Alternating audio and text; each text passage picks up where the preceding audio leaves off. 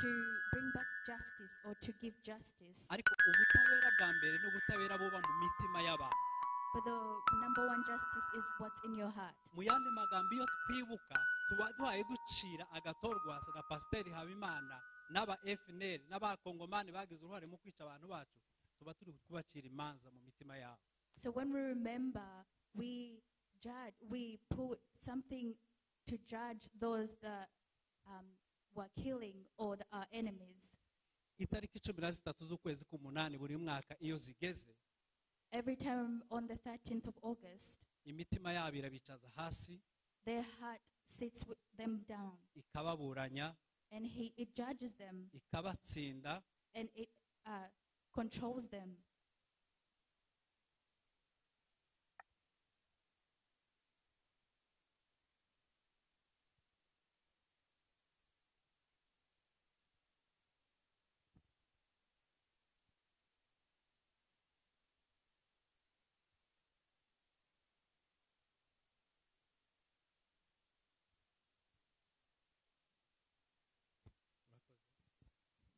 Narimvuze nti imitima yabo ibacira imanza, iraboshe, bari muri prison, biciriye urubanza rw'ubuzima bwose iteka ryose mu mitima yabo. We continue to say that every time they remember this day, their heart sits them down and they continue to judge themselves. Ariko ibyo ngibyo biba kubera ko twibutse. But that can only happen if we remember. Tutibutse imitima yabo ntizabacira urubanza. If we don't show significance to this day, their heart will rest. Tutibutse tuzaba tubafashije kugera ku mugambi wabo wo kutumaraho no kuturimba. If we don't remember, we'll help them achieve their goal of izo ni zimwe mu mpamvu zituma duterana tukibuka abacu. Those are some of the reasons why we're gathered today. Muri uyu mwanya reka dusabe abantu baduha imyirondoro, ntabwo bayivuga kuburambuye n'amazina gusa y'abantu bacu biciwe hariya mu Gatumba. At this point, we request those that have the names of the people that passed on in Gatumba to please come forward. Karibu rero abantu bafite gukora icyo gikorwa.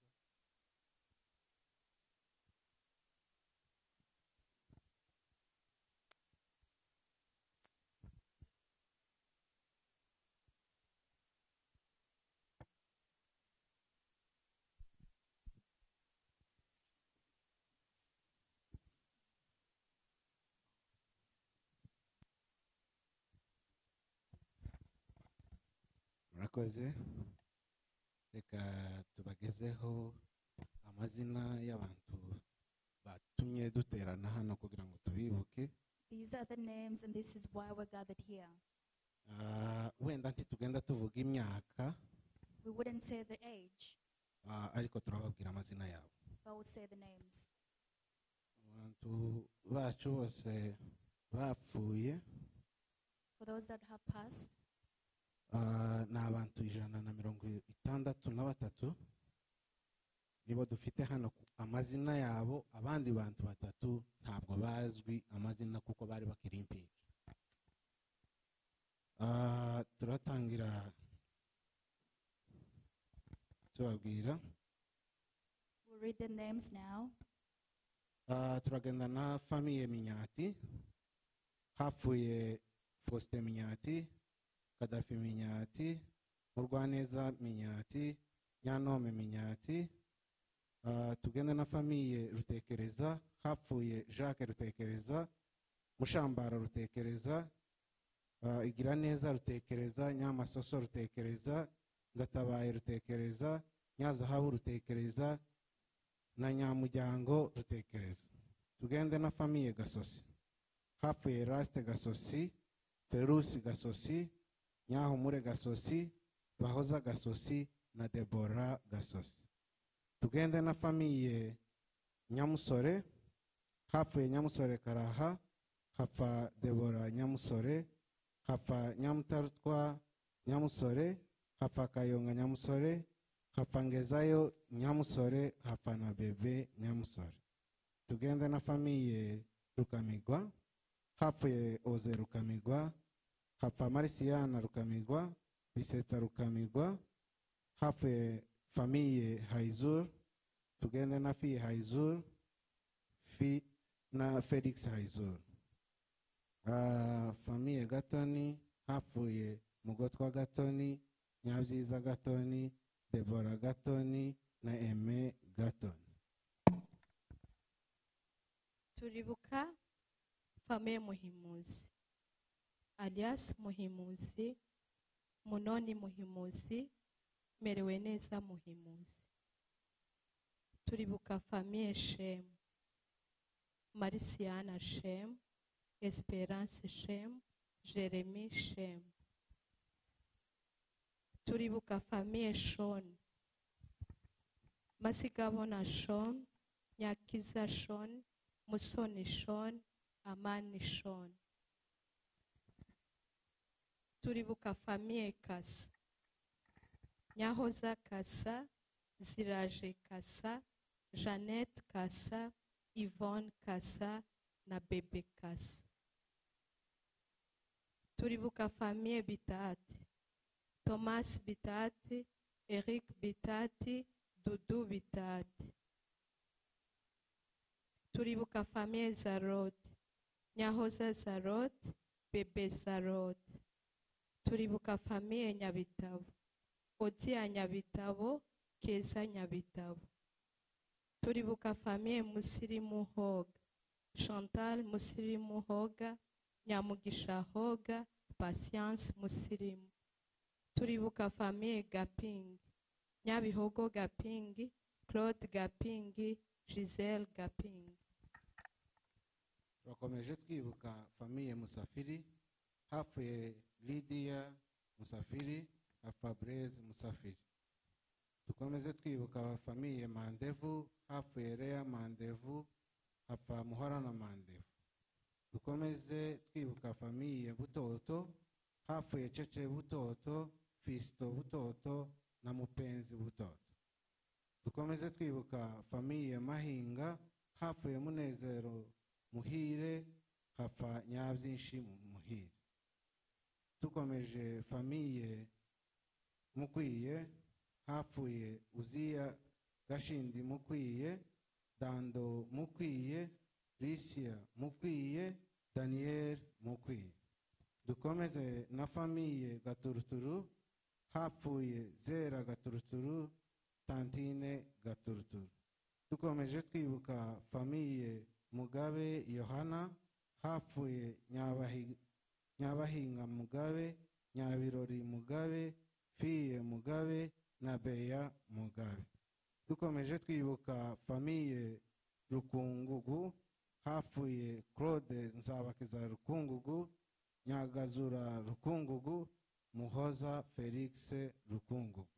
Dukomeze twibuka famiye Sebahire, hapfuye Murekatete Sebahire, Patrick Sebahire na Kadada Sebahire.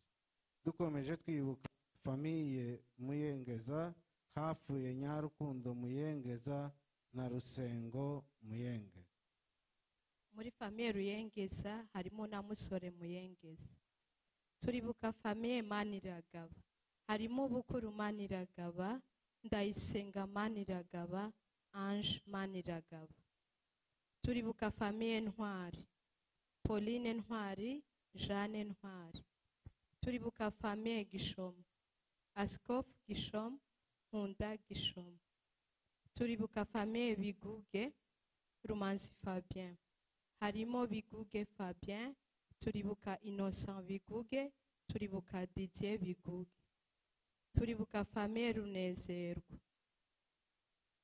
turibuka Mukarukwiza Runezerwa, Boss Runezerwa, Bishu Runezerwa. Turibuka famiye Muvange Simon, harimo Runezerwa Muvange. Turibuka Edouard Muvange, Mama Muvange. Turibuka famiye Maronko Kagigi, turibuka Zera Maronko, Nyambo Maronko, Jean Shatse Maronko. Turibuka famiye Segakurikiri Antoine. Turibuka Nabitanga Serugarukira, Nyantebuka Serugarukira. Turibuka famiye Runagana, harimo Manase Runagana, Catherine Runagana, Mukobwa Runagana. turibuka famiye Gasungunu harimo Ntoni Gasungunu. muri famiye Gasungunu harimo na David Gasungunu. Tugende famiye Gakazi harimo Inyase Gakanji Bwana na Emmanuel Gakanzi na Daniel Gakanzi. Tugende na famiye Karara na Akiza Karara na Ezia Hagwa na Ngwabi Karara. Hagende na famiye dukomeze twibuka Ngirabakunzi Rukiranyi harimo Nyabakobwa Ngirabakunzi na Bebe Ngirabakunzi. Dukomeze hagiye hafa n'abantu ari umwe muri famiye. Tuvuge nka famiye Munyakuri hafuye Mukobwa Munyakuri, famiye Rugeza Murora Rugeza, famiye Ndagiro Odia Ndagiro, famiye Gasore Bunana Gasore, famiye Gahakanyi Mado Gahakanyi, famiye Gafita Nyamubyeyi Gafita, famiye Zuzi Nyamunezero Zuzi, famiye Ruganza Kajeyi Ruganza, famiye Muzuri Ndayishimiye Muzuri, famiye Rushanga Nyamajana Rushanga, famiye Rugabo Nyangore Rugabo, famiye Kazingo Maumbo Kazingo, famiye Seruhungu Nyamatungo Seruhungu, famiye Maria Sifa Maria, famiye Ndakanigwa Andre Ndakanigwa, famiye Rushemuka Ngobe Rushemuka, famiye Bizimana Kazingo Bizimana, famiye Nzungu Michael Nzungu, famiye Rusekeza Gikwerere Rusekeza, famiye Nyantonesha Nyantonesha, famiye Ruhumuriza Nyakirindo Ruhumuriza, famiye Binyonyo Afande Binyonyo, famiye Semuhoza Chisekedi Rwigema, famiye Ndasarara Mugiraneza Ndasarara. Turibuka famiye Rwibagiza Espoir Rwibagiza, famiye Musore Zikamunkwere Musore, famiye Musaganya Niyitangase Musaganya, famiye Sekabumba harimo Niyo Nkuru Sekabumba. Harimo kominote z'Ababembe bishwe kuri uriya munsi bari baturanye n'Abanyamurenge. Turibukamo famiye ya Pemba Sadi Nyampemba Bahati Nyampemba. Turibuka famiye Bulinda Abwe Bulinda. Turibuka famiye Nyamweneo Adelphin Biamonea. Turibuka famiye Batubula Regine Batubula. Turibuka famiye Aochi harimo Lea Aochi. Turibuka famiye Bukeoi harimo famiye Bukeoli. Turibuka famiye Belechi Echa Belechi. Turibuka famiye Wabuleke harimo Buleke Wabuleke. Turibuka famiye Mambo Angalisho Mambo. Turibuka famiye Sumali Evariste Sumali. Turibuka famiye Kiza Jeanette Kiza. Turibuka famiye Wisumbule harimo Isumbele Wisumbelo. Turibuka famiye Ndalo Wanabinga Ndalo. Turibuka kandi abandi batatu bishwe ntibabasha kumenyekana, harimo n'uruhinja. Mu byubahiro byanyu reka tubasabe twese duhaguruke dufate umunota umwe twibuka abacu badusize bazira uko baremwe. Murakoze. Let's all stand for 1 minute as we remember.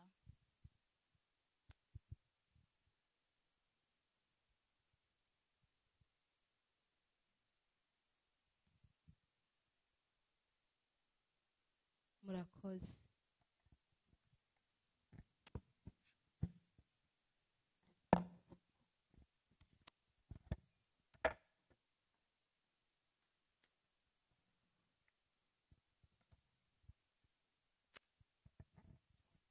murakoze cyane abavandimwe bacu. Thank you, our brethren. Kandi dukomeje guhumuriza ubwoko bwose bw'Abanyamurenge. And we send our condolences to those that lost their loved ones. Ubwo gucirwaho urubanza rw'iteka nta cyaha twakoze, For those who have been punished forever for no reason, nta na procès ihabaye ngo twiregure, and with no judgment or going to the court. sinovuga ngo ababuze ababo mwihangane kuko twese twarabuze. We wouldn't say that sending our condolences to those that lost, because we all lost. Imana ikomeze imitima yacu muri iki gihe kigoye, So we pray that God strengthens our hearts in this hard time, tudashobora kubonera amagambo yo gusobanura. the hard time that we cannot explain. Mumbabarire mvuga akantu nuko hari Imana ngo yabwiye Nowa This time God told Noah ngo abazi inkuge ariko ngo ayikore mu giti gusa cyitwa goferi. That- Abazi inkuge ubwato that he can make a boat or an ark, abukore mu bwoko bw'igiti bita goferi. and to make it in this specific species of a tree. Twabaye nk'icyo giti cya goferi muri nosi. So we've become that species of a tree. Icyo giti ngo cyarahizwe mu mashamba yose bagasimba ibindi biti mpaka babonye icyo giti nicyo bari ko bahiga cyonyine gusa. Because that specific tree was hunted down in all forests, Cyonyine gusa. because they're looking for that one tree. Natwe turasa nk'aho twabaye nk'icyo giti cya goferi. And so we also seem like that one tree. Nta cyaha twakoze ariko turahigwa. We haven't done any sin, but we're being looked for. Muri iriya nkambi hariho ayandi moko y'abandi bakongomani bakabasimba kugeza bashaka bageze ku banyamurenge babice babamare. In that camp, they were only looking for this specific kind, which is Imana Umunyamulenge. idukomeze rero twebwe twese. So may God strengthen us all.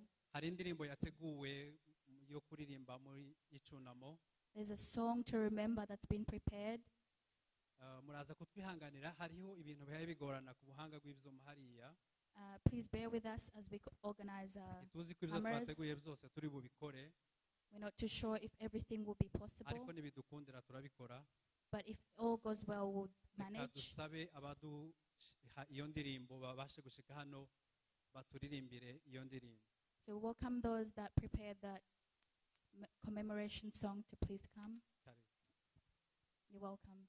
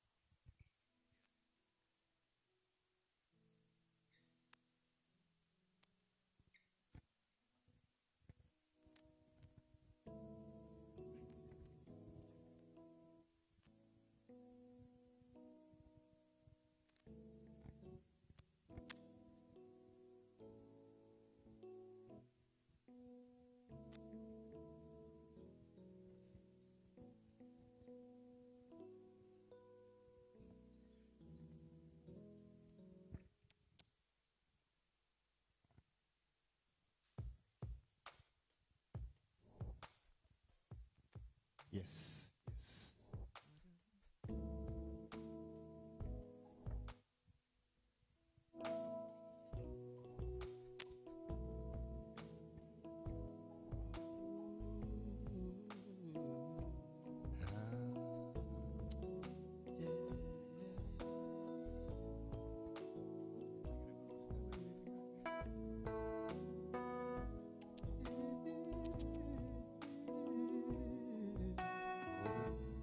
Narimwe oya ntituzibagirwa ejora bacu batsembwa wa musi mubura kanyagwa y'amajwi yabo bataka bya bibondo birira agahinda ntikica simba nkiriho y'amajwi yabo bataka bya bibondo birira agahinda ntikica simba nkiriho murenge bakubabarije iki murenge bagucumitiye iki murenge ko mbona mu mateka yawe nta na rimwe wategaga murenge bakubabarije iki murenge bagucumitiye iki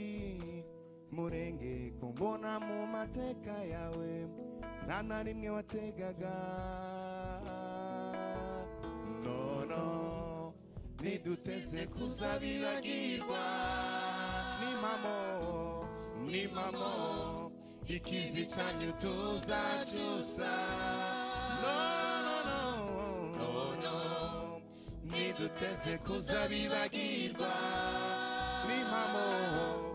ni mamo ikivi cyanyu tuzacyusa no niduteze kuzabibagirwa ni mamo ikivi cyanyu tuzacyusa no niduteze kuzabibagirwa ni mamo ikivi cyanyu tuzacyusa niduteze kuzabibagirwa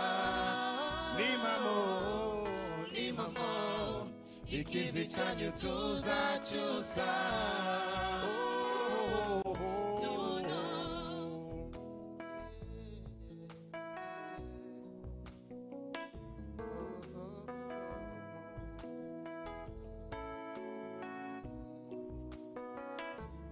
na rimwe oya ntituzibagirwa dajora bacu batsembwa wamusimubura akanyagwa y'amajwi yabo batakamba bya bibondo birira agahinda ntikica simba nkiriho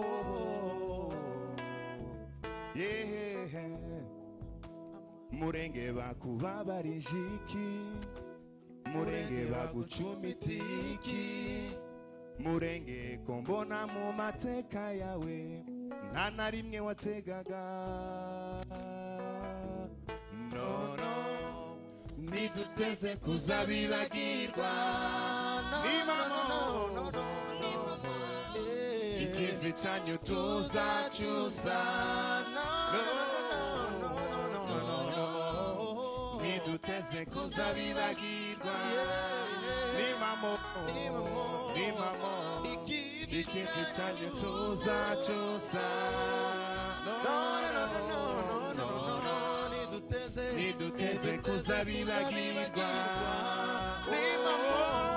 ni mamo ikivi cyanyu tuzacyusa niduteze kuzabibagirwa ni mamo ikivi cyanyu tuzacyusa niduteze kuzabibagirwa ni mamo ikivi cyanyu tuzacyusa no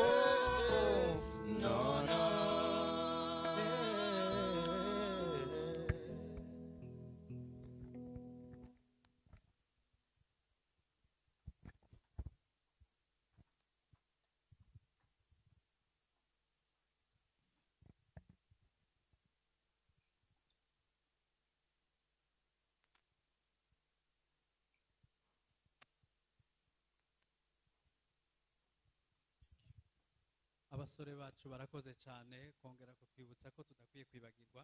Thank you, ladies and gentlemen, for reminding us to not forget. Reka dusabe Pastor Kamena nk'umuntu wa mucikacumu wo mu Gatumba We request Pastor Kamena as a survivor mutangabuhamya warokotse to please, as a testimony, tumusabe yihangana atambuke hano imbere abashe kuduha ubuhamya mu ncamake bw'ibyabereye hariya hantu. to please be strong and come give us his testimony on what happened. Thank you.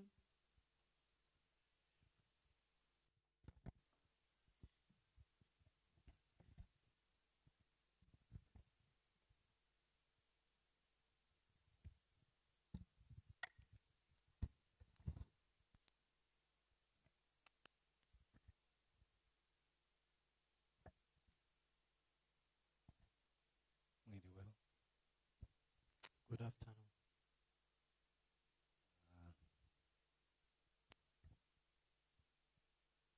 Muri byose ni ugushima Imana. In all, it's to give all thanks to the Lord. Nubwo bitaba byoroshye, even though it's hard time, ariko kubera kuko wakijijwe, but because we received the salvation. Niyo mpamvu tuzadusaba Imana ikatwongera imbaraga. That's why we request the Lord to give us the strength kugira ngo tubashe kugira icyo tuvuga, for us to be able to share what we can share. Sinzi ko atari tekereza ko atari bibi kugira ngo wenda n'abacu bashobora guhagarara hano. I don't know with the programmers if you would allow me, the team, to come forward with me. Nyabahizi, I don't know our sister Nyabahizi if she's around. She can join us on the stage.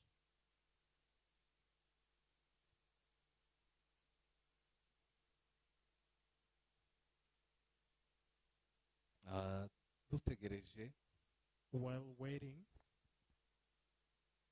mu by'ukuri ibi bintu ntabwo biba byoroshye cyane. This is not easy. Akenshi cyane iyo mbasha kubitekereza, most of the time when I think of it, hari igihe nsubira, buri muntu wese agira kamere. Everyone has their own inner values or aspect of flesh. Ubundi ntabwo igihe byabaye nigeze kugira ikintu cy'amezi agera kuri 6 ndakenera no kugera mu rusengero. But after the incident, I spent like 4 months without even stepping in the church. Kubera icyo gihe naje kubyaka imbabazi, ariko icyo gihe ntabwo nari nkeneye kugera naho abantu bangana nk'aba bari. I came to repent of it, but at that time I didn't even wish to see a group of this many. Kubera ko natekereza ko ahari baguma kuvuga amagambo yo kuvuga nk'iri jambo abantu bose bakoresha bakavuga ngo mwihangane. Because I thought of people keeping using this word that be patient. Ngo birashika. That it happens in life. Nono ico gihe ngasubira mu mubiri. I would go back into flesh or in my mind. Umuntu wese wabaye ahantu hari intambara, whoever lived in an insecurity place, bitera ubwoba iyo bakubwiye ngo adui araje. It's really scary when they tells you that your enemy is attacking you, is coming. Umva ko agatima gakubita. You feel your heart beating. Ariko iyo mumaze guhangana, but after fighting your enemy, ukora ibishoboka byose ugakora technique y'ukuntu utaraswa. You use every technique to defend yourself. Ukora ibyo bakwigishije. You use what you've learned. Rero biriya bintu biba. So when the incident happened, the massacre happened, bikaba mu bundi buryo busa n'ubutunguranye, and it came as a surprise, kandi nawe wari ufite imbaraga zo kugira icyo gukora. But at the same side, you had the power to do something that you could do to defend yourself. ngicyo kiza kibabaza kiza gituma umuntu asubira mu mubiri agatekerezaho cyane. This is what makes us think too much and brings the sorrow to us. Ndatinze Without taking much time, twari tubayeho nk'abandi mu gihugu cacu. we've lived like other citizens back home in our country, Ibuvira in Buvira. dufite utuzi abandi ari abanyeshuri. Some of us were working, others were students. Intambara ituruka ibukavu, The war came from Bukavu, ariko kubera kuko namwe mutayobewe igihugu cacu, but because we all know the nature of our country, ni ukuvuga ngo umuntu umwe nimba hari akantu k'agakosa akoze hariya if someone has done something wrong from one side, utazi utanamenye n'amakuru, and from the other side you don't know what has even occurred or happened, undi akaza akakuriraho wari uri akavuga ngo mwene wanyu hariya ngo wabonye ibyo yakoze, agatangira and you'll be attacked by someone, your neighbor, saying, have you seen what your fellow brothers have done on the other end? biragera nk'uko mwabyumvise, intambara iraba ibaye Bukavu hariya Uvira tugira umutekano muke kuko Kagigi yabisobanuye.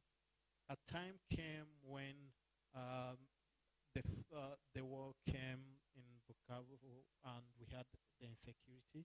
Nje twarabanye twariganye, I know Pastor Kagig, we went to the same school. turahunga We flee. kuko yabivuze abantu bahisemo.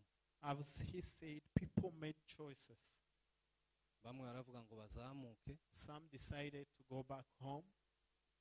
abandi baravuga ati reka tube dusimbukiye hano kuko yari ituru ya kabiri duhungira mu Gatumba. Others decided, let's run from this place, because it was the second time fleeing to Gatumba. Haba mwo guhitamwo mu by'ukuri, ico gihe byahise haba umutekano muke, abantu bave Buvira baja mu Gatumba, wari kuca akavimvira ukahasanga barriere, aha mu Gasenga ukahasanga barriere. A time came that we decided to move, and you would find so many barriers on the road, on the way. Nari mfite data wacu agira ubwoba cyane. I had an uncle who is a very scared person, who is afraid. Mushiraho umwuzukuru wiwe ndamubwira ati sasa wewe mwinjire muri no modoka, hanyuma uyu mwuzukuru yicarane na shoferi. Ariko mbwira shoferi ati ugahagarara hariya bakanyaga abantu, nukuvuga ngo mujane nabo. I gave him a driver and a grandson to walk along with him and said, please, driver, keep these people safe. If they take them out, go with them. Ariko uwo data wacu aricecekera, ashitse mu Gasenga akora mu mufuko, ashahira ifaranga gutya arazirekura. My uncle, when he arrived to the barrier, he took money from his pocket, throw it to the people to confuse them. Kuko abantu twese ntawe udakunda ifaranga. Because we know we all like money, Bazihugiraho ubwo baratambuka. they got distracted and they gave them way. Twaje kugenda mu ciciro ca kabiri, We joined in the second group. kuko nje nagiye n'ibirenge ndahuruka. I walked and then arrived to the place. Tugezeyo mu by'ukuri twagize iminsi ibiri tutarakigwa ikintu. When we arrived, we spent 2 days before getting received in the camp. Umunsi wa kabiri nibwo UN yaje iduhereza amabiswi nk'uko wenda abantu babaye mu nkambi. Our second day, that's when UNHCR came and started giving biscuit and some small snacks, food. Bukeye umunsi wa kane barubaka. The fourth day, that's when they built shelters for us. Tubaho nk'uko kw'abandi turakigwa impunzi. We were received like other normal refugees, lived like normal refugees in the camp. haje kuba urumva icyo gihe twahunze hari mu kwezi kwa gatandatu ku itariki 9 abana bari batangiye ibizamini. We fled in the month of June when the kids were starting their exams. Tuje kugeza muri ya kwezi kwa munani. When we reached to the month of August, wari ukuriye impunzi witwa Didasi baramuzi. The leader of refugees in that place called Didas, aza kutubwira ngo arashaka ko tuva aha hantu. He came to ask us that he wants us to leave the place batujane imwaro so that they can take us to a different location called Mwaro. Ariko turamuhakanira turamubwira ngo ni iminsi mike turasubirayo. And we said we are not leaving because it should be for a little short time for us to go back home. Haciye iminsi irenze ibyumweru bibiri. It did not take more than 2 weeks. Abantu batangira kumva amamirimire. People started listening some rumors around. Ariko tuhageze bukeya tuhasanga hababibyi bahora baza kwiba inka. But on our arrival we found that there are some people who are thieves of kettles. Bakarasa bararasaga kabisa bakarasa bakaza bakiba bakagenda. And these people were not afraid to come and shoot and steal the kettles and go back. Uwo munsi bigiye kuba, before the incident of the massacre, abantu baza bagenda babyibwira mu mitima. People usually can see the signs and they can feel it in their heart. Kubera kuko twakuriye no mu rusengero habe n'amahanuzi yarahara. And because we were people who were raised in the church, there were even some prophecy about it. Batubwira ngo nyamara mushobora no kuva hangaha. And some would give us warning, you need even to move from this place. Nihuse ibyakurikiye, taking short time, what followed? Bari baratwubakiye noneho bagatera nk'amametero agera kuri 200 niho bari barashize amatoilette n'amadushe. They would build the houses and then in 200 meters build toilets and other facilities. Mu mugoroba abari bagiye mu madushe barikanga. And in the evening, those who were going to take showers, they were scared, like bikanze baragaruka ngo bagaruka abantu baguma kubashaha ubwo n'ubwoba bwanyu they came back and then people keep blaming them, say, oh, you're just scared for nothing. Ubwo nariko nkoresha repetition kuko twara amakanisa yaravuye Uvira turi amakanisa 6 ariko yose twara yashize hamwe. Personally, because I was a leader of some choirs, I was leading some sessions of practice. Haye nkoresha repetition umugabo wiwe niwe wari umucuranzi. While I was reading the practice, her husband was our pianist. Kandi ubwo yaracitse kwicumu tujuru i Bukavu. He was also a survivor from Bukavu. Kubera kuko i Bukavu byari ibintu byari bisa n'ibintu byiteguwe. And because in Bukavu they knew the attack and they were umugabo wiwe yari umunyamutima nemera. Her husband was a very strong, valued person. Yikangaga. He would not get scared very easily. Kandi ushoboye. And he was a strong person. Ishoge uzukuri Bukavu arokora abantu benshi abanyabukavu wenda bo bari hano barabizi. Bukavu and maybe the survivors who are here, they know he pretty much defended so many and he fought for himself as well. Yagerageje kwimira abanzi abaturage baragenda gasora abona kwambuka Jicangugu abona kumanuka duhurirana mu Gatumba.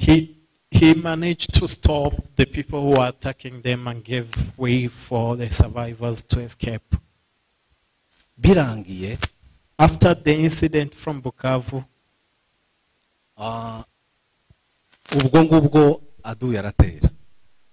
In that evening the enemy attacked. Nabwo yaje gutera saa 4 zija kurenga kuko twari turangije twageze duhimba indirimbo tukazisohora buri cyumweru.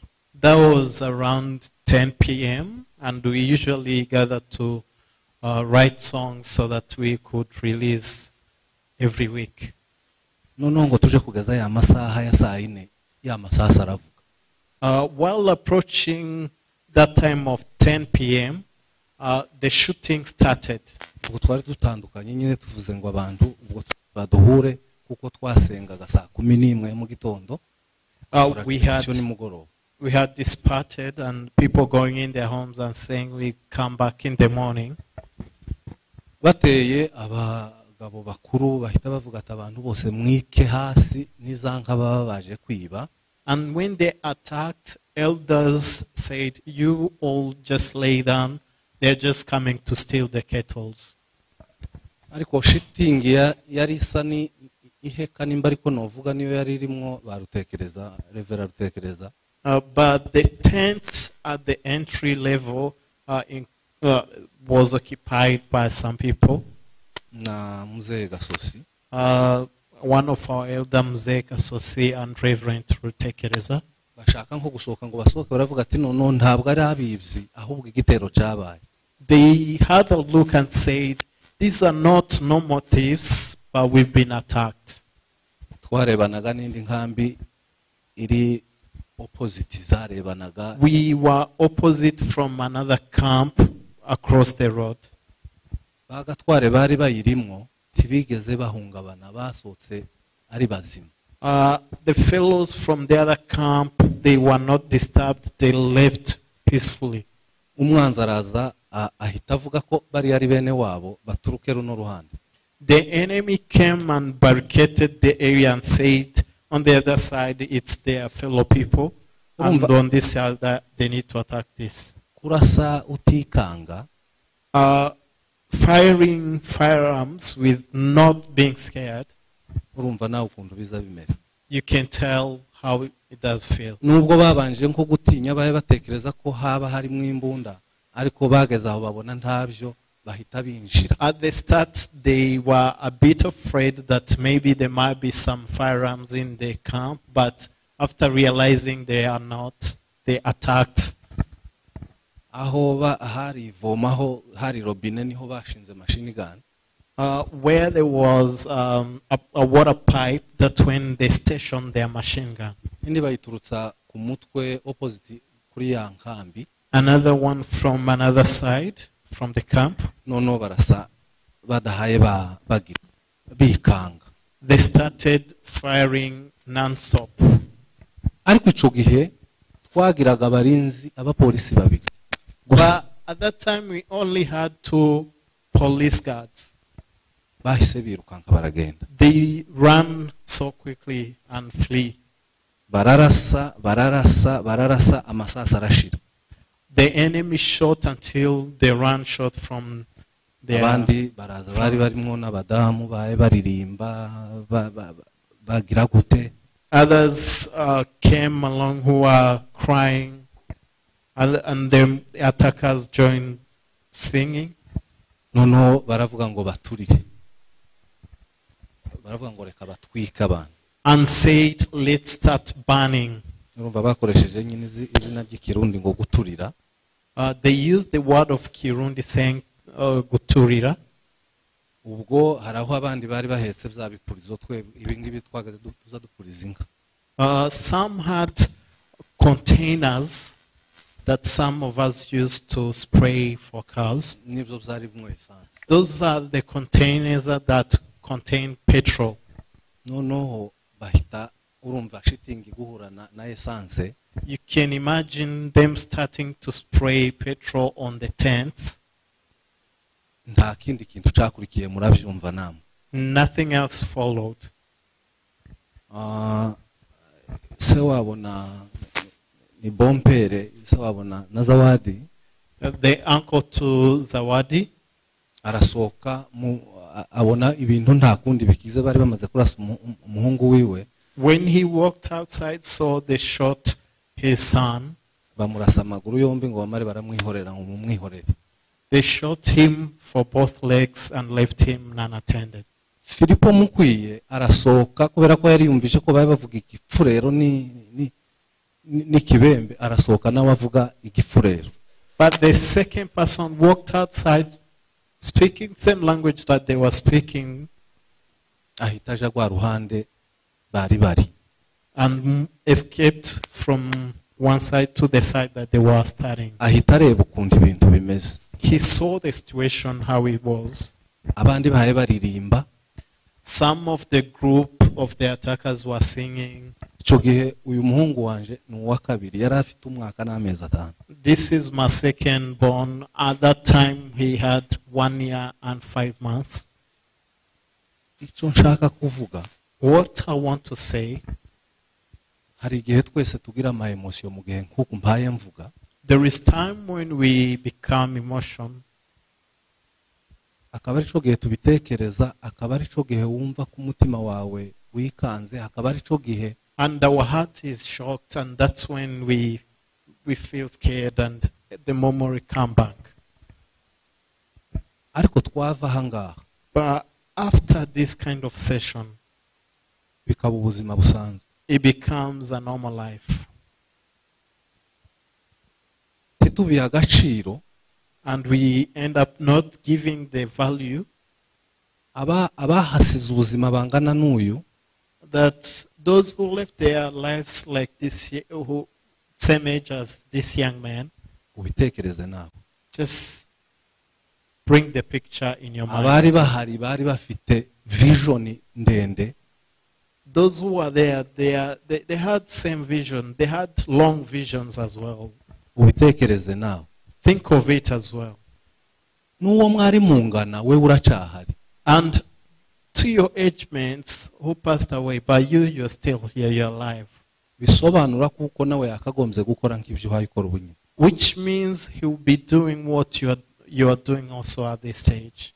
Kuba responsibility ya famiye yiwe, Maybe being responsible of their own families. kuba responsibility nkuko woba chairman w'abantu, Maybe being leaders, as we've got leaders in this community. nabo ba pastor nco kimwe nawe. Or even pastors as you also. Hano twebwe muri Australia, Here in Australia, nuko hano nshobora kubivuga kuko hano hariho abaturage benshi. maybe let me say, because here we have the most population. Ariko noneho nushaka urebe njewe mvuye South Australia, Adelaide. Think of it, I'm coming from Adelaide, South Australia. Turebe wenda wavuye Sydney, Think of someone coming from Sydney. urababara. You can count, these are a few people. Mugabo naba ngaba nk'abaresika. Possibly even the victims themselves were here. Ntabwo bahabwa agaciro. They are not given values. Ubutabera, Injustice, ndizera kuko buva guhera ku nyigisho ko kuyigishije. justice start from even the preaching that Bishop preached. Mukamurika n'abandi. And then you share it to the others. Kica yanzi kuko mu by'ukuri bagenzi banje bene wacu abo tuvukana babiha agaciro. And when I'm sitting among the whole group, I know that my fellow brothers and sisters, they give the value that, or I'm a victim and they are there for me. Babiha agaciro mu gihe kiki kigeze. They give it value and time when this time comes. Iyo ndeba muri Amerika, When I see in other countries like USA, burira indege bakagenda amasaha 6. they flee for 6 hours by plane. Abandi bakadrivinga umunsi wose. Others possibly drive for like Cyangwa a whole amasaha day 28 or 24 hours kuja gutanga agaciro kuko abayobozi bahaye babivuga just to go and support and give the value to the event like this. bagahereza uwabuze uwiwe And they give the support to the victims and the survivors. bakamuha agaciro. Someone who lost their beloved ones, they give them value. kandi nawe ariyumva kuko afite umuryango wamubaye hafi. Him or herself as well will feel that they have families that they are close to. bitari byo kuvuga ngo nkubwo ndi umusita ngo nje guhumuriza mwene wacu w'umusita. Without saying that if I'm from this family, I've come to condole my fellow family person. ko muranumva? Are we together? gutanga agaciro Giving value, ni ikintu mumurika mukacereka abantu. valuing something, it's something you present and show to the people. cyane nyabahiza azayanga kubikora, Especially for a sister here, ntabamwegereye cyane ngo bamusobanure kandi si uko ari mutoya. maybe some people haven't approached and maybe give in details. ariko uwoba nkubaza wenda abazi ko wenda ari umucikacumu ariho umugabo yaguye ni bakeya.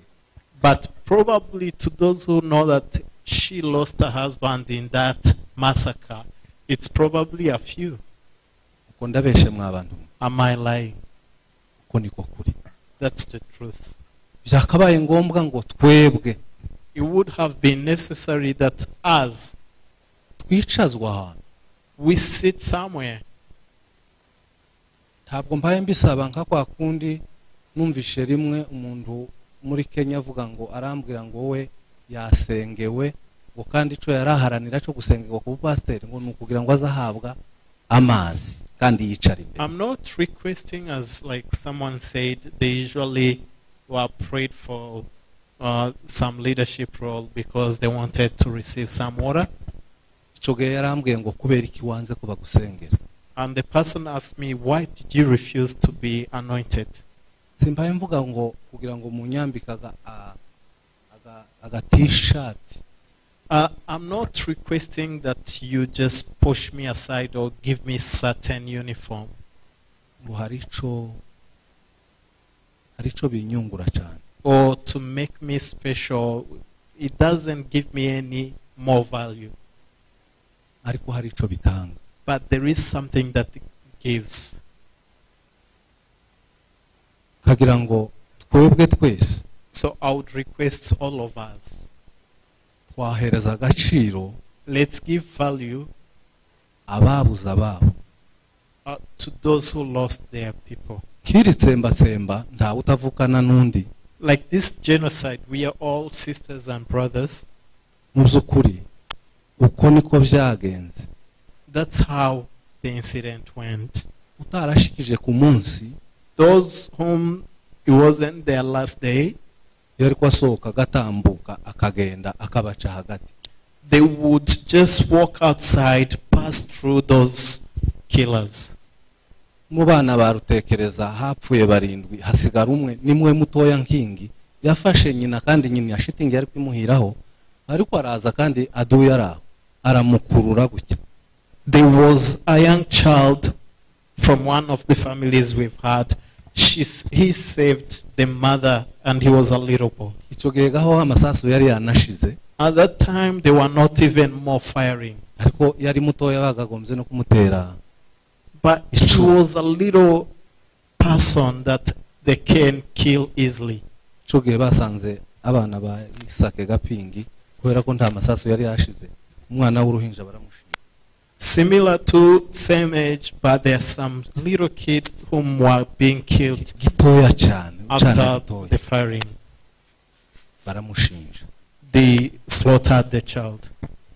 mu by'ukuri iyo dusubiye ku bw'umubiri dutekereza nk'abanyamubiri ariko twiringiye Imana. With our mind, we think like people in flesh, but we believe in God. kuko ntawe twarenganije. Because we did not victimize someone else, Imana yo mu ijuru izaturenganura God will give us justice. kandi twizeye kuko byose bizaba. and we believe it will happen. murakoze cyane Thank you very much. I will request 2 minutes. nje ni ikintu nshaka gusaba I want to request one thing. singiye gutanga ubuhamya I'm not going to give testimony kubera ko sinateguwe kandi abantu benshi ntibari bazi ko ndi umuresikape. Probably most of the people don't know that I'm a survivor. Gusa ndagira ngo nsabe ubuyobozi bwacu But I would request our leadership n'abanyamurenge batuye muri Australia. and probably our community in Australia. Iki gikorwa This event, nibwo nkibayemo kuva nagera muri kino gihugu. this is my first time to be in it in this country. Gifite inshusho itari iyo twakagombye kwerekana. The image that it has, it should be valued more than the way it is.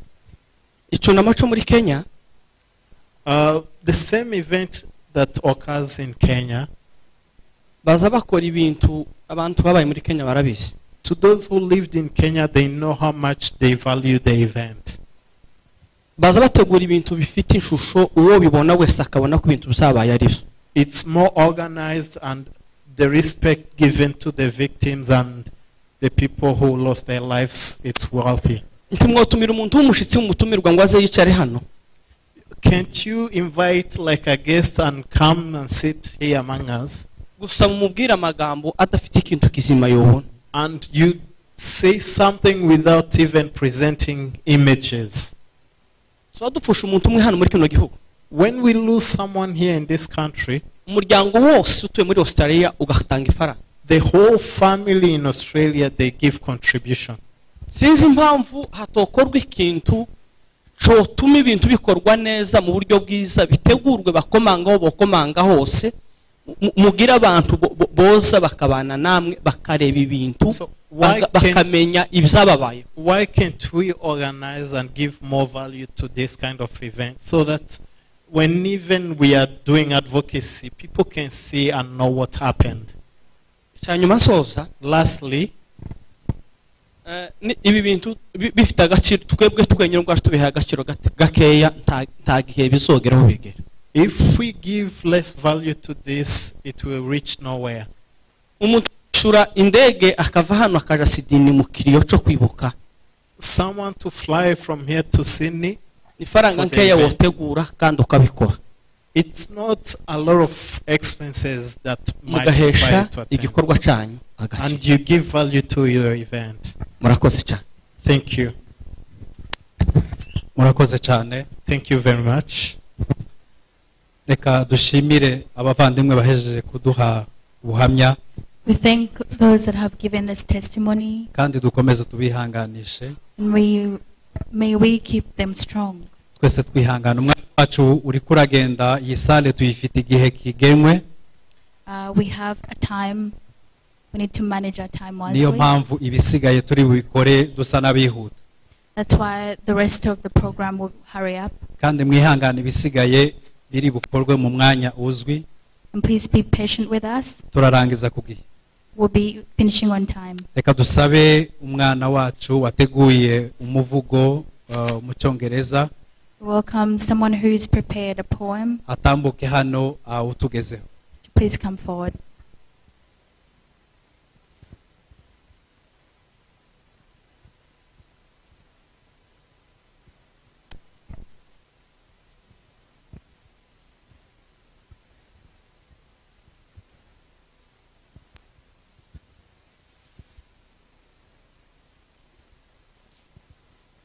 Karibu. Welcome.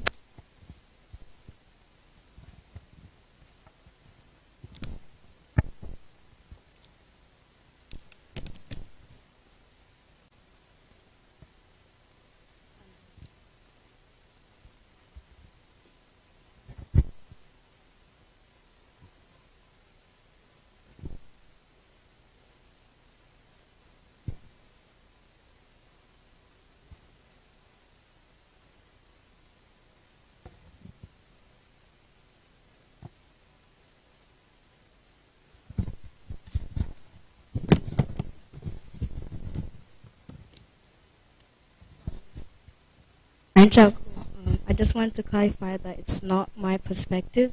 I wrote from someone else's perspective. Ntabwo ari amagambo yanjye yose uko ari.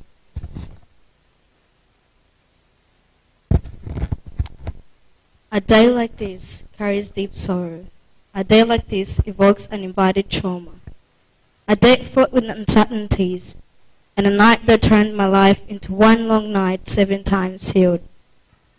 A day that carried a ray of hope when all I saw was darkness. On a day like this, I like to say, take heart, we're in this together. On a day like this, 13th of May, 2004, a day where darkness and hatred prevailed. Under a lonely sky, the bodies of people I knew turned into smoke.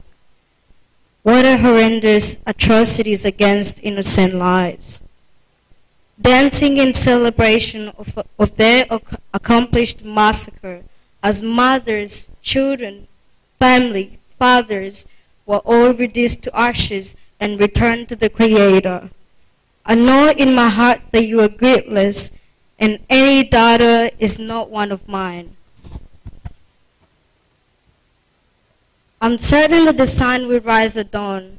I carry hope that justice will be served, a dream, one that seems far to reach, because even today our neighbors are still abhorrent. Still, injustices befriend our people. Why haven't innocent deaths served as a wake-up call? We question. Never again, the word has declared, yet death toll mounts with each new day. Our heart aches with heaviness, and in pieces, the mind is unable to grasp how the word stands and watches as cruelty persists. Where has our human spirit gone? When is enough truly enough? To bring an end to injustice against our own, executed solely for their identity. Memories of how you were slaughtered, burned, and tortured remain vivid. Remembering is a pledge we hold. Your legacy will endure. We'll keep praising your bravery. Peaceful as we remember, we'll cherish you forever. We shall honor your life by striving for justice. To forget is to sin. To those standing with us, your voice is what we ask. Let's put an end to these horrors. Let's sing never again, and really mean never again. Broken hearts nevertheless remain bound. From head to toe, scars bleed. Day and night, the wounds ache, but let's live to help each other. I carry a glimmer of hope within me. Just as you've taught us the virtues of hope and courage. Next year, I'll be back, praying for your souls to keep resting in peace where He's prepared for His.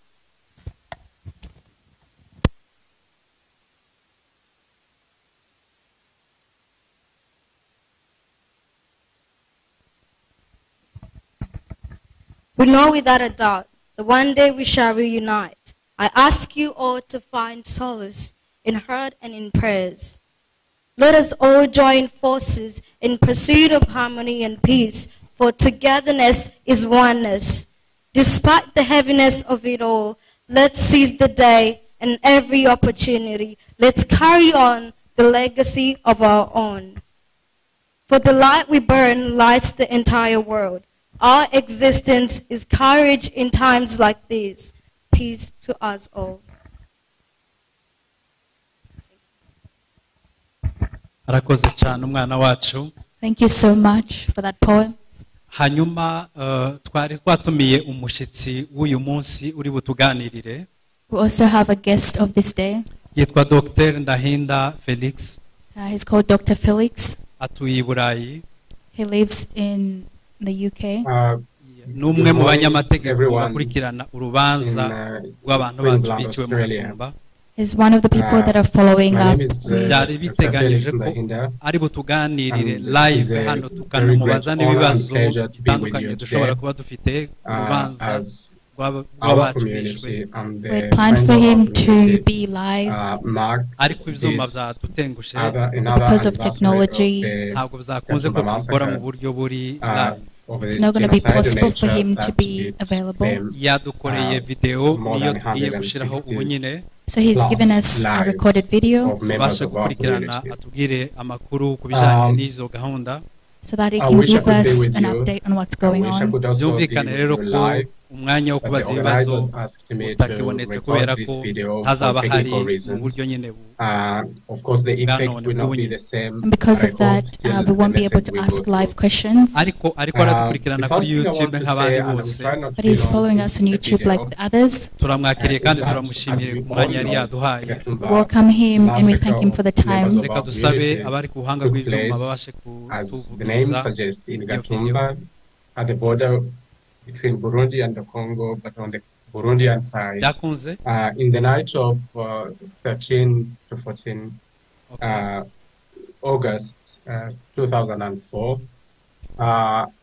when the crime took place, it really shook the consciousness of many members of the community, turacyabategereje also members of the human bariko baranyereka ko hari race. icyo bahaye batunganya ndagira ngo When the crime took place, I remember Still waiting for vividly, them as to already an get academic ready. at the time, that reka tubahereze we umunota umwe turebe nimba had many bikunda condemnations from Let's allow them some quite time to see if that very works.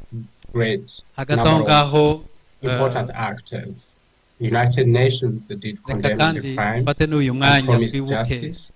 African Union abantu did bacu the bahaye same. bicwa gushika Nearly uno every munsi single country Let's of the take region, another minute to the Great remember Lakes those region, are being did killed at condemn this the time. murabizi ko tumaze imyaka And itandatu hafi irindwi all dukorerwa important ubwicanyi major buri players munsi of busa na the burya bwo mu world, gatumba the United You know that States, over the last France, 6, the 7 United years, there's Kingdom, been the killings. Netherlands, where I turakomeza reside, kubihanganisha all issued kandi individual no gukomeza statements, but ubwoba also on behalf And we of such continue to organizations send as the our European strength. Union, all condemning the abicana massacres. buriya very nibo baba importantly, in the barapfuye mbere language mu they mitima use, kuko they umuntu also muzima promise ntashobora that kwica uwundi all muntu must be done. Those that are killing bring are the ones that are perpetrators dead on of the that inside crime to because justice. someone who's So there was a alive promise of wouldn't kill justice already another at that person. very beginning dushima of n'imana aho the crime. igejeje abacikacumu bo mu gatumba uyu munsi A major actors barimo abantu want bakomeye even cyane step icyizere further. gikomeye cyane And The we also United thank God for Nations helping at the the time survivors of commissioned Gatumba an to investigation continue with their report. life.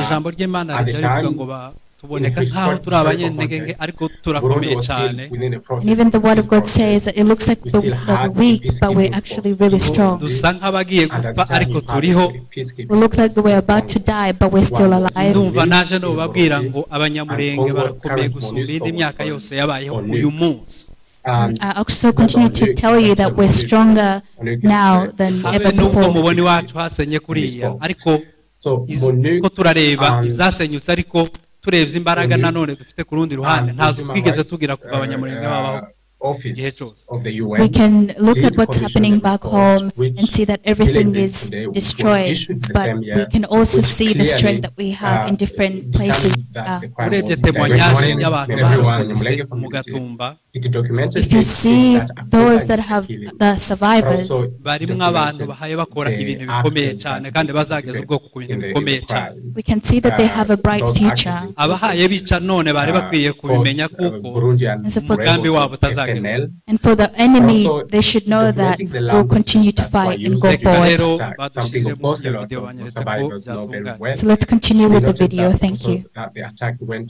from the DRC, and it was notable that the attackers were not only Burundians but also good morning, everyone, languages such as Kifulin and so on. Queensland, And therefore, Australia.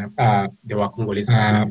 My name is language Dr. like Felix will Ndahinda, finish them off and those it is a places. very great honor and pleasure to be with They were you today documented, the crime was documented, as and there were promises of our justice, community let's say. and the friends of our community But then mark what happened? this We are many another years anniversary of the and nothing Gatumba happened in massacre. terms of of the genocidal nature that we know that claim it was not out of more than 160 plus lives of members of our community. Many of you probably have been part of campaigns that try to bring. I wish I could be with you. I wish I could also be with you live, but the organizers asked me to record this video for technical reasons. Of course, the effect will not be the same, but I hope still the message will go through. The first thing I want to say, and I will try not to be long since it's a video, is that, as you all know, the Gatumba massacre of members of our community took place, as the name suggests, in Gatumba, at the border between Burundi and Congo, but on the Burundian side, in the night of 13 political players, August 2004, when the crime took place, it really shook the consciousness of many members of the community, also members of the human race. When the crime took place, I remember vividly, as already an academic at the time, that today. We demonstrations were made, had many condemnations from quite a very they have great number of important actors. The United Nations did condemn the crime in order to understand and promised justice. African Union did the same. Nearly every single country of the region, Congo is in the Great Lakes region, did condemn the crime in both contexts.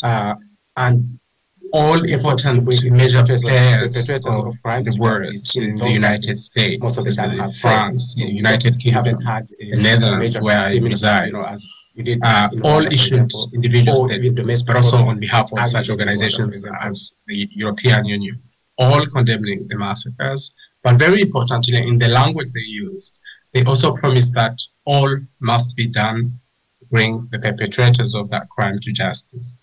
So there was a promise of justice already at that very beginning of the crime. But major actors went even a step further.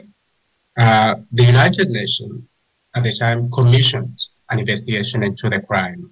At the time, in a historical context, Burundi was still within the process of peace process. You still had a peacekeeping force in Burundi. And at the time, you had also a peacekeeping force in Congo. One was ONU in Burundi, and Congo current MONUSCO was called ONUC. And not ONUC, but MONUC rather. ONUC is a force which was in the 60s, and misspoke. So MONUC and ONU and the Human Rights Office of the UN did commission a report which still exists today, which was issued the same year, which clearly determined that the crime was directed against members of the Banyamulenge community. It documented hate speech that accompanied the killings, but also documented the actors that did participate in the crime. Those actors included, of course, Burundian rebels of FNL, but also documenting the languages that were used during the attack, something, of course, a lot of survivors know very well. They noted that also that the attack went from the DRC, and it was notable that the attackers were not only Burundians, but also they spoke Congolese languages such as Kifulero and so on, and therefore they were Congolese participants. And they used language like, we will finish them off those truths. So they were the crime was documented, and there were promises of justice, as I just said. But then what happened? We are many years later, and nothing happened in terms of delivering on those promises. We know that it was not out of lack of try, because many initiatives have been tried in order to bring the perpetrators to justice. Many of you probably have been part of campaigns that try to bring the perpetrators to justice. Few of us have been, I'm based in the Netherlands, we have done many actions to try to bring perpetrators to justice. Already in 2004, for example, a number of us actors in Europe organized events of commemoration where we invited important actors such as the International Criminal Court, and they participated and they became aware of the crime, and promises were made but still have not been kept. What is important, of course, we know also that not only us, we know there are many members of the Banyamulenge community, some of the major political players that you know, who have been in different places, either in Burundi or in dialogue with the Congolese government or international scene, such as the International Criminal Court, trying to see what appropriate paths are needed to bring them to justice, but nothing still happened. So efforts have been made by many actors and through formal channels, but also through activism, as what you may be doing even today. The demonstrations were made. Those in Holland, in Europe, did demonstration before International Criminal Court. You know, there have been many as well in the United States and among many places, but nothing has happened. But in order to understand that, of course, you need to understand the context of impunity in the region. Burundi is a place where many crimes have been committed. Congo is a place where many crimes have been committed over the years in both contexts. And efforts to bring perpetrators of crimes to justice in those countries most of the time have failed. So we haven't had a major criminal tribunal as we did in Rwanda, for example, or even domestic processes as we did in Rwanda, for example, to try people who commit those crimes. Instead, in the case of DRC, there have been few prosecutions, most of the time out of international campaigns to bring perpetrators to justice, but nothing consistent, nothing major. And the massacre of Gatumba, of our brothers and sisters, tend then in that sense to fit under that pattern of impunity. So impunity has been the rule. But what was possible probably is a question as well you may be asking. Well, initially, of course, in legal terms, crimes are tried where they take place. So the initial place that prosecution should have taken place was Burundi.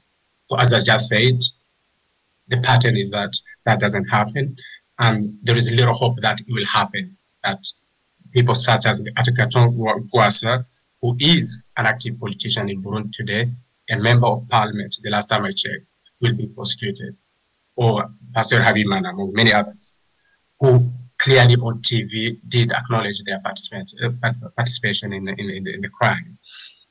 I doubt whether there will be prosecution in Burundi. The other thing, of course, the country home to the victims should have initiated actions through cooperation, through pressure, in order to have people tried, either domestically or extradited to Congo. This is what I'm talking about. But of course, we know what has been going on in Congo. We know from many other crimes as well, and especially this, however atrocious it is, we know that Congo has never had an interest in pursuing this, but also has never tried to pursue that. So that path also seems limited. So a number of our actions, therefore, in the past were directed at the International Criminal Court.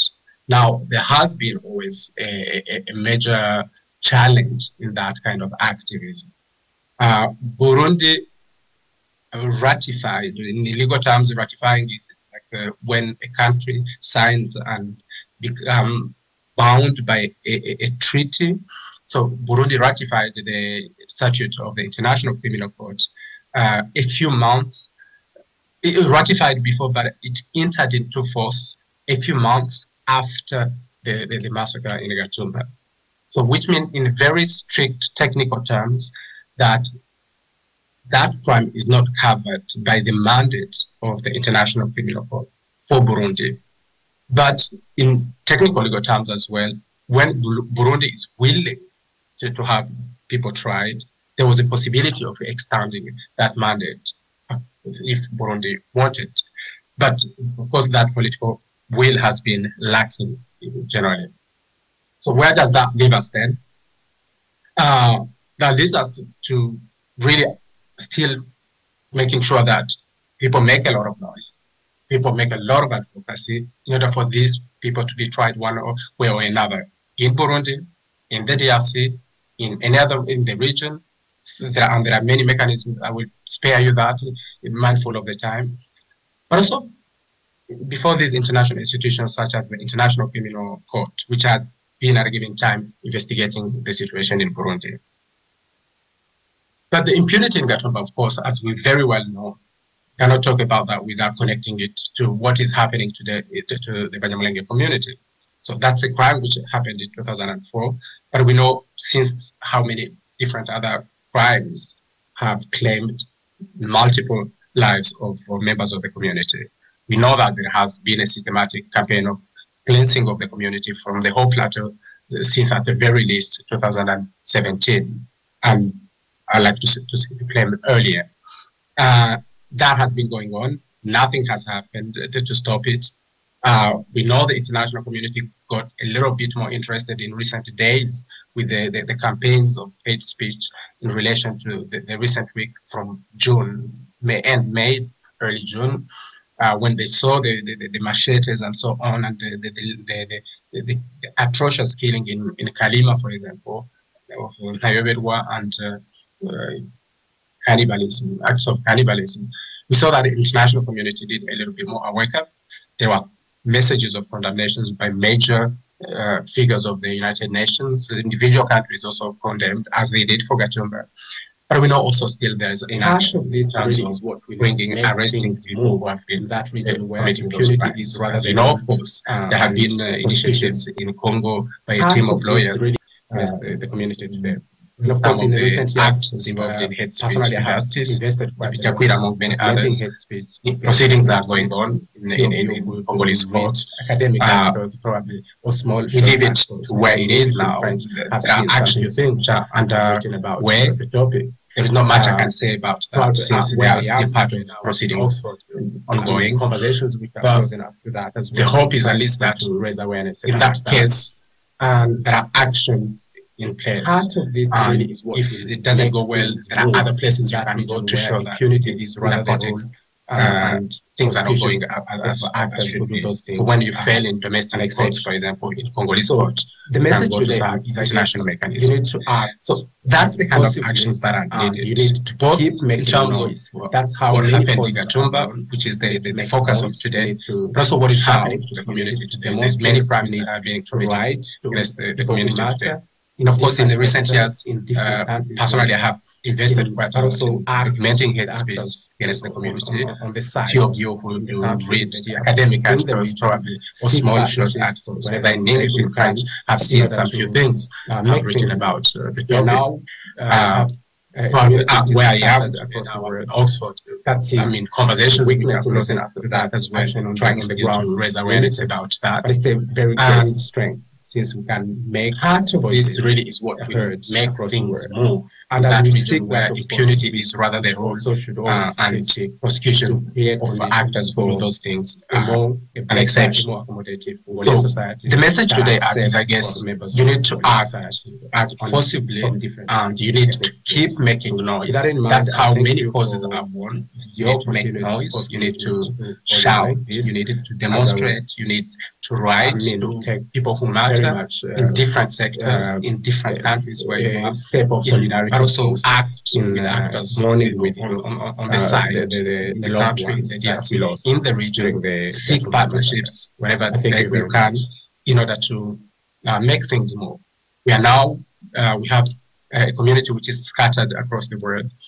That is a weakness in the sense that action on the ground is limited, but it's a very great strength since we can make voices heard across the world. And as we seek that, of course, we heard also should always seek to create conditions for a better, a more accommodative Congolese society that accepts all members of the Congolese society and that accepts all members of the Congolese society. With that in mind, I thank you for your continued, of course, commitment to causes like this. As your continued, of course, commitment. I mean, like this, very much. A step of solidarity, of course, in mourning with you, the loved ones that we lost during the Gatumba massacres. I thank you very much.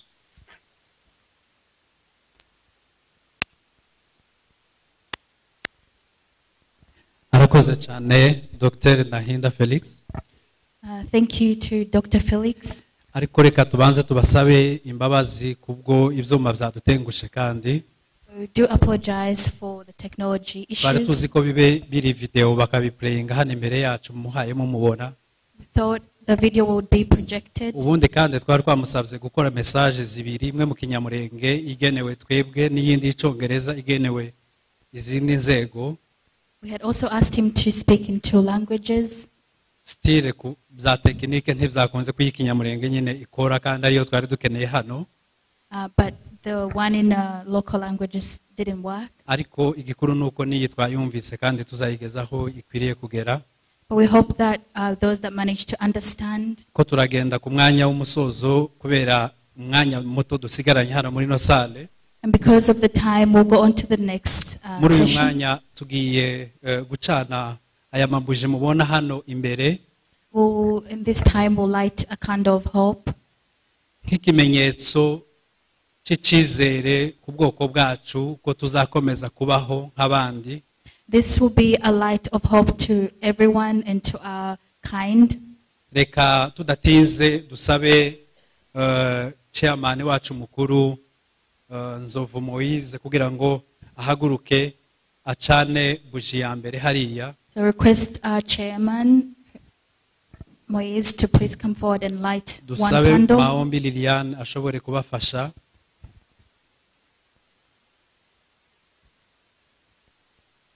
Iyi ni buji isemboliza icizere ku bwoko.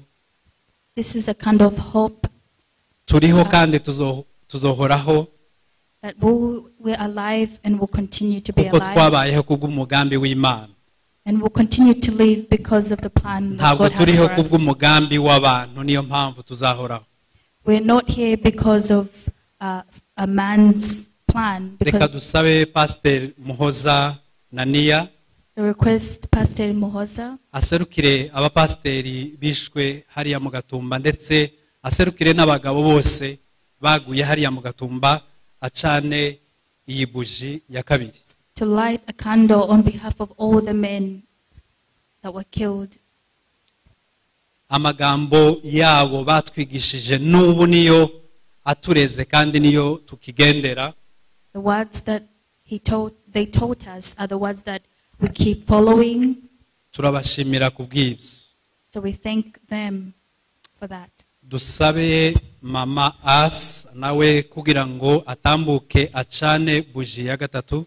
We request Pastor Asa to please come forward with one of the other candles. Aserukire ababyeyi bacu baguye hariya mu Gatumba. On behalf of all the moms and all the females, Reka tumusaba atera intambwe atambuke hano imbere. please come forward to light a candle of hope. Twibuka ababyeyi bacu batubyaye bakaturera. As remember all the moms and all the females that gave birth to us. Barakoze cyane. Reka dusabe bafatikanye na Maombi Liliane. Nta kibazo, imvura yaguye murabona ko inkwi zanyagiwe.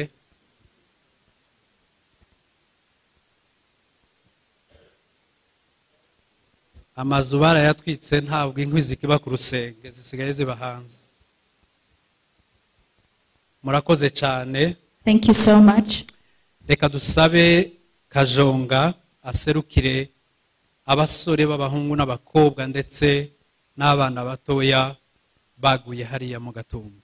Request John to please come forward and light a candle for all the youth.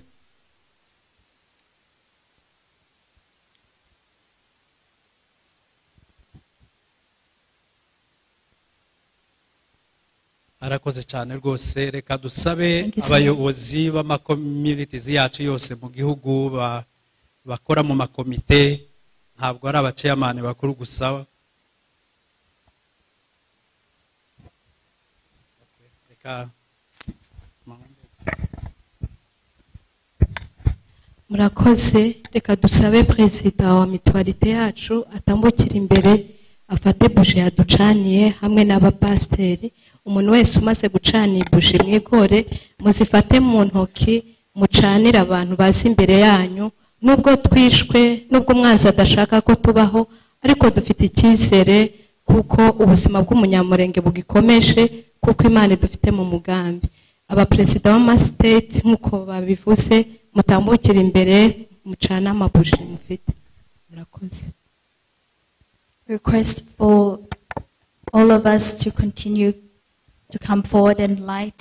Abantu bafite buji muri yegerejwe kugira ngo bazibacanire mu rwego rwo kugaragaza icyizere cy'ubuzima bwacu bw'ejo.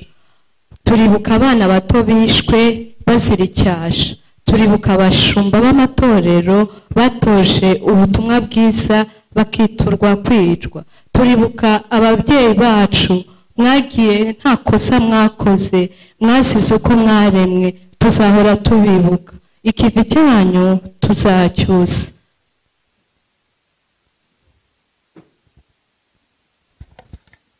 Umuntu umara gucana buji ahagarare ku ruhande kugira ngo n'abari inyuma babone uko baza gucana buji y'icyizere. Mukomeze muhagarare imbere kugira ngo n'abandi babone aho banyura.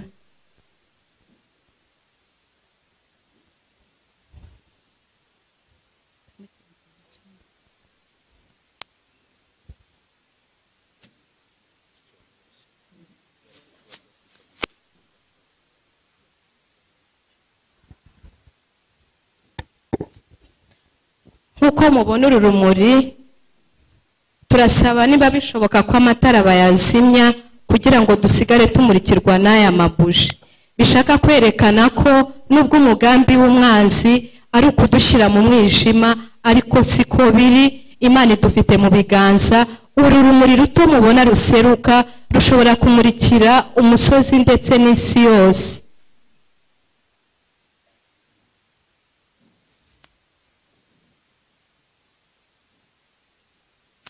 Umuntu wese ahaguruka aho yicaye n'ufite telefone acana urumuri.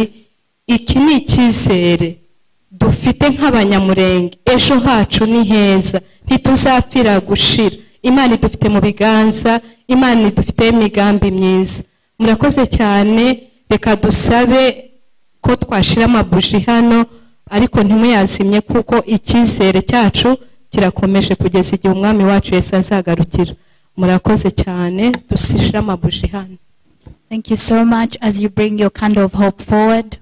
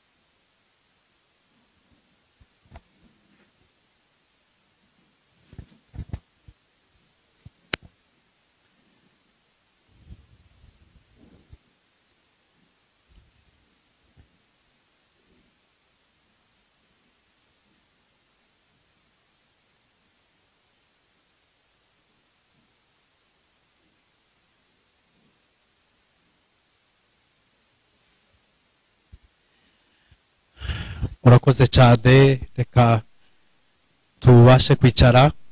Thank you so much. Please take your seats. Izina ry'abanyamurenge ntirizashiraho. Muri uyu mwanya tugiye kumva ijambo rya nyuma ry'umuyobozi wacu Perezida Moise Zovu. Reka tumwakire ashike hano imbere abashe kutugezaho ijambo ry'umunsi. Karibu cyane. At this point, we'll welcome our chairman, our president, to please come forward and give us one word.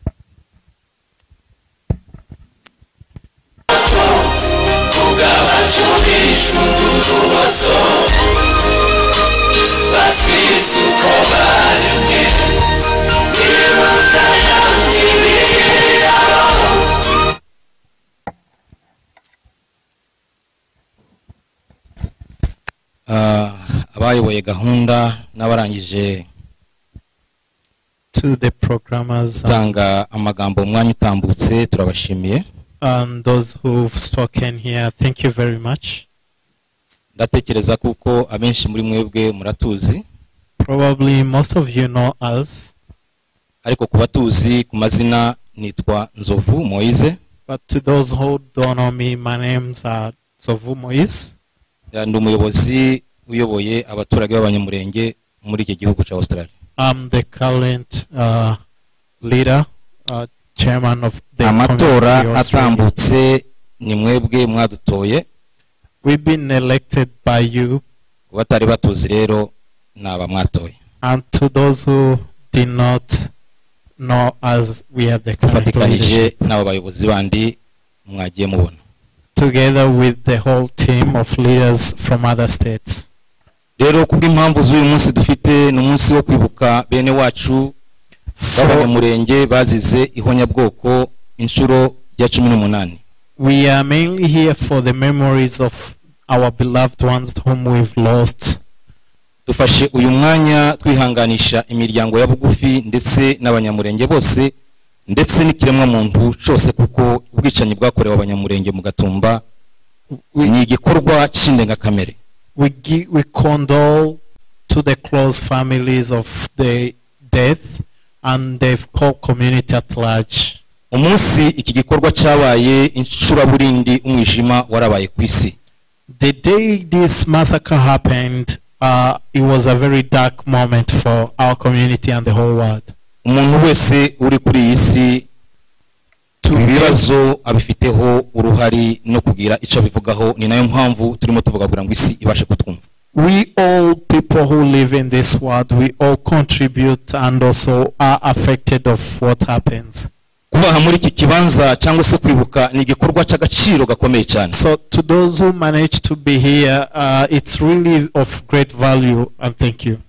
Na agaciro duhesha bene wacu bazize uko baremwe.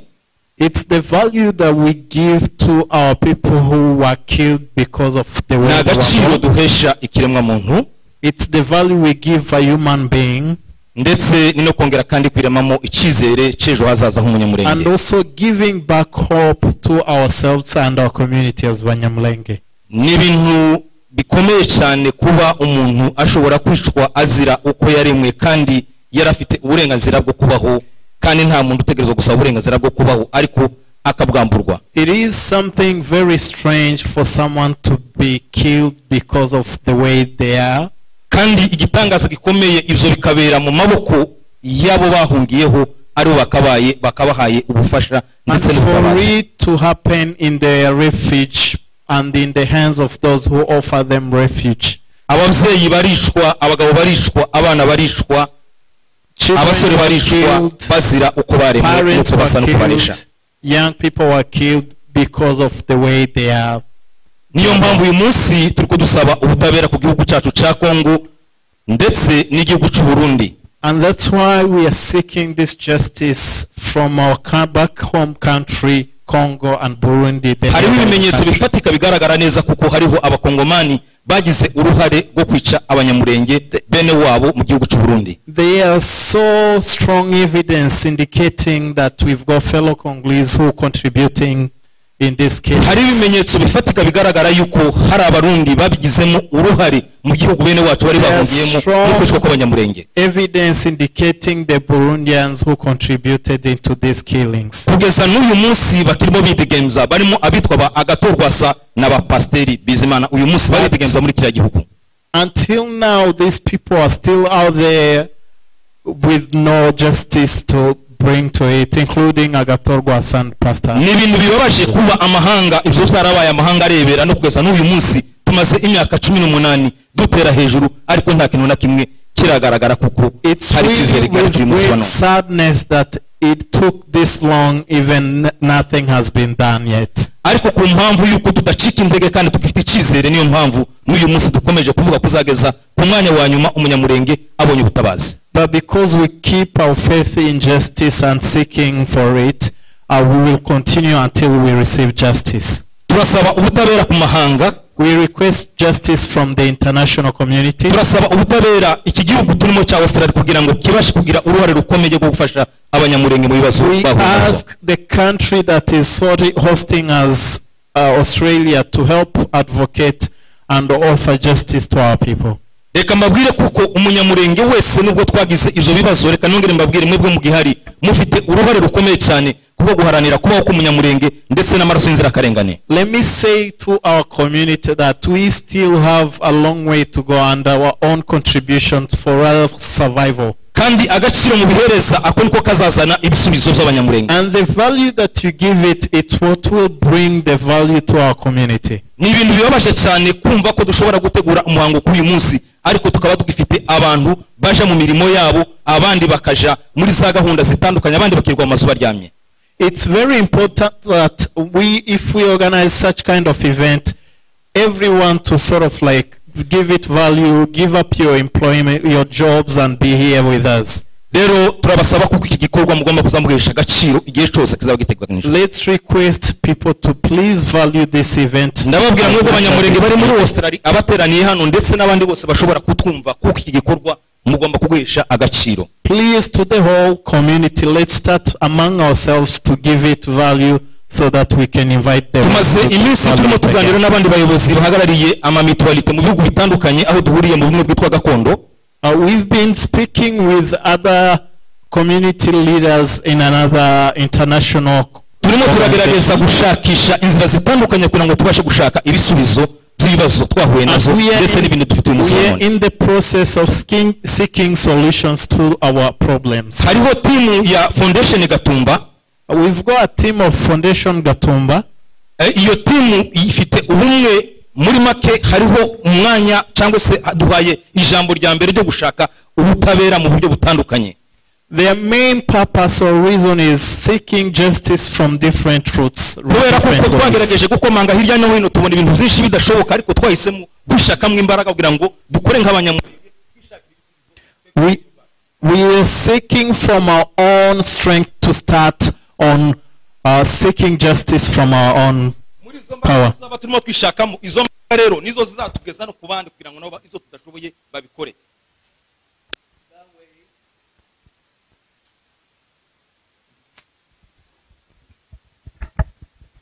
sinzi namba mic. Okay.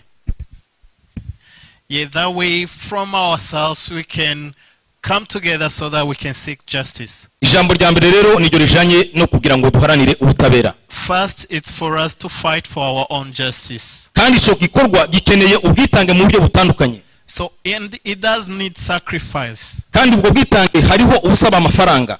It does need contribution in terms of kubera kuko ubu turimo harimo harakorwa research cyangwa se ubushakashatsi uhereye ku banyamurenge bishwe muri 94. This include doing research of people with whom we've lost as well. abanyamurenge bishwe mu mwaka w'igihumbi 1996. Our people started being killed from 1960s. uhereye iwacu mu Ibahogo nje wamvuka hafu y'abantu barenga 250. Starting from my home village, more than 250 people were killed.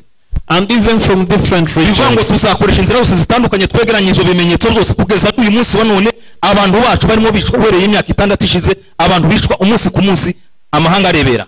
Stating that, which means we need to bring all this evidence so that kandi akabaro gakomeye kuko ndetse igihugu cyacu cyakagombye kuduharanira cyangwa se kudukiza gifite uruhare mu kwica abaturage bacu. It's really with great sadness that part of our killers includes some of our country fellow people. rero umuturage wese w'umunyamurenge afite uruhare rwo guharanira kubaho. For every member of our community, you've got a role to play to seek our justice. mu bibazo dufite uyu munsi wa none, to some of the challenges that we have reka nongere mbibutse kuko buri muntu wese buri umunyamurenge wese abifitemo uruhare kugira ngo abashe gushaka ibisubizo byabyo. Let me say we all have a part to play to seek solutions. icyo ushoboye utegerezwa kugikora.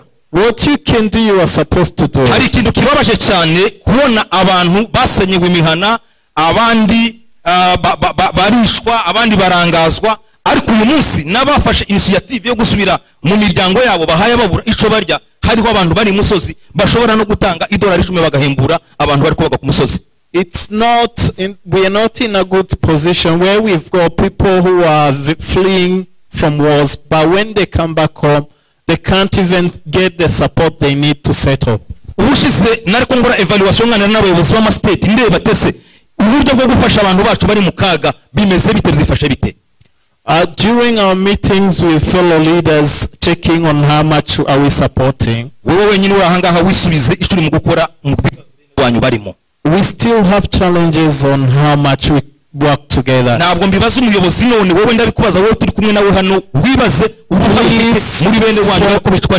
Everyone here, please evaluate yourself of how much are you contribute. To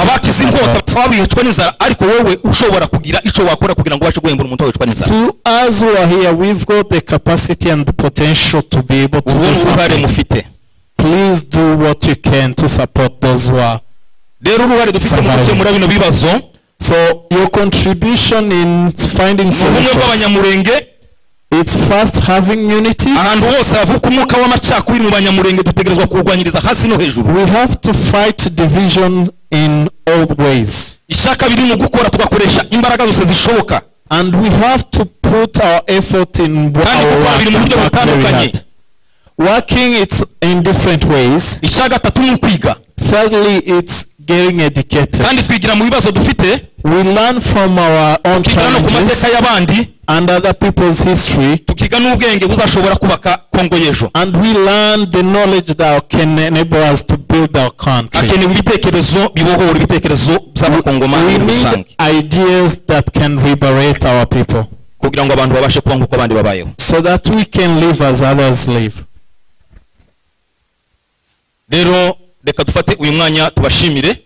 Let me take this opportunity to thank you all. Thank you to the leaders,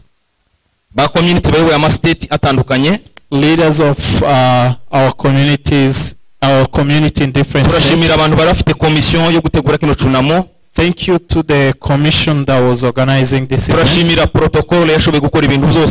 Thank you to the protocol team.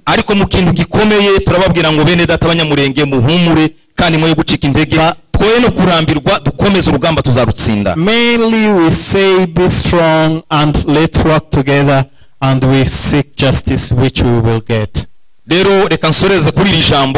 Let me conclude on this word, because I won't have maybe another chance to say something.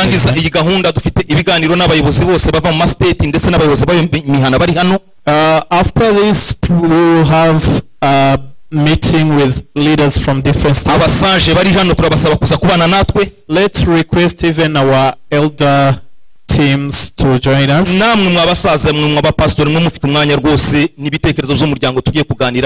And most of the church or leaders from different groups in our community, please join us if you can. We're in this process of building a system. We are looking in the process of how to support our community here.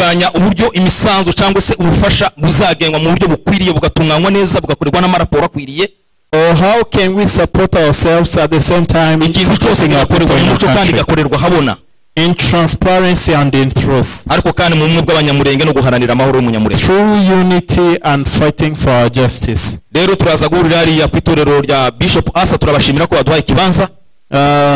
We will meet at another venue at Jesus Gate of Peace Church.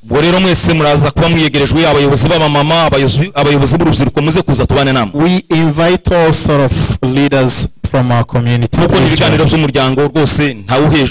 These are conversations that we need to have.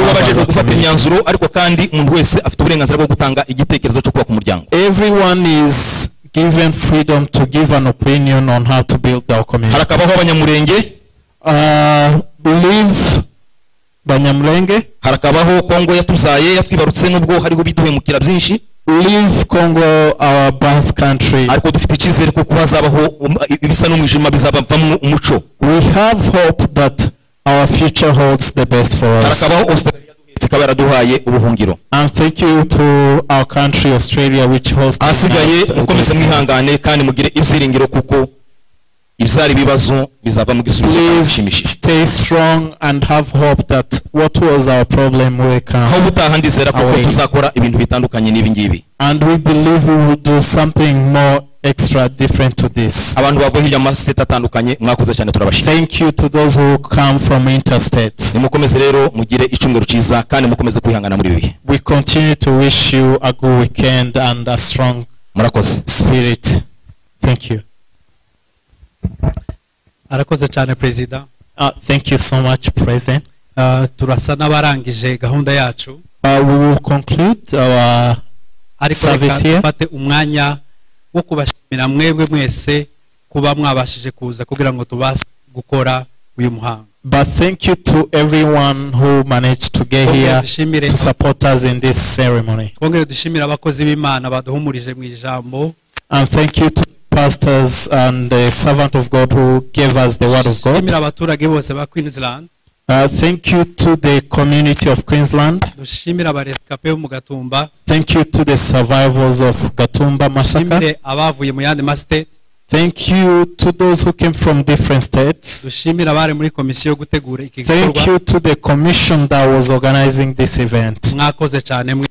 Thank you all. Umwanya wanyu ntabwo wapfuye ubusa hano ha. Your time is very valuable in this presence. Dushimire n'abahaye badukurikirana kuri YouTube. And to those following us on YouTube. Nabo bakoze muri uyu mwanya ndashaka gusaba tugiye gusangira amazi cyangwa se ifanta. Thank you for joining us.